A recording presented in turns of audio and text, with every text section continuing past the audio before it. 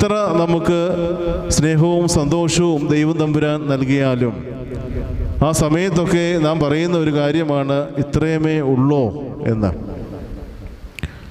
നമുക്കറിയാം, നോമ്പിൻ്റെ കാലഘട്ടം എന്ന് പറയുന്നത് അനുതാപത്തിൻ്റെയും പശ്ചാത്താപത്തിൻ്റെയും പ്രായശ്ചിത്തത്തിൻ്റെയും ഒക്കെ കാലഘട്ടമാണ്. വിശുദ്ധമായിരിക്കുന്ന പരിശുദ്ധ സഭ നോമ്പിനെ കാണുന്നതും അപ്രകാരം തന്നെയാണ്.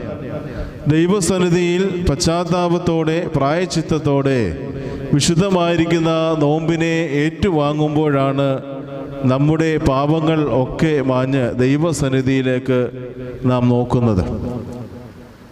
പരിശുദ്ധമായിരിക്കുന്ന നോമ്പ് അനുതാപത്തിൻ്റെയും പ്രായശ്ചിത്തത്തിൻ്റെയും ഒക്കെ കാലഘട്ടമാണ്.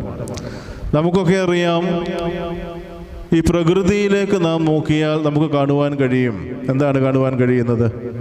ഇപ്പോഴത്തെ കാലഘട്ടം എന്ന്